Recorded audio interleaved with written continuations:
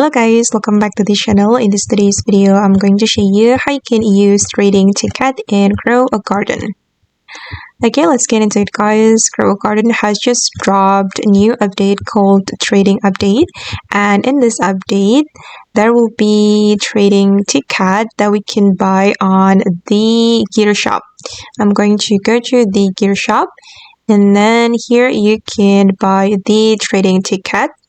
Okay, and as you can see that we need 100k shekels to buy this trading ticket, and I have already bought this trading ticket and I'm going to show you how we can use it. Wait, let me go to my garden. Okay guys, and if you want to use the trading ticket, you need to find a player that you want to send the trading request. And for example, I'm going to send my request to this player.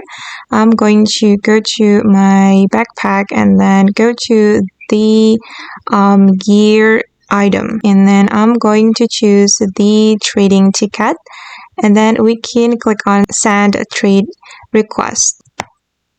And then you need to wait for the player to accept the request.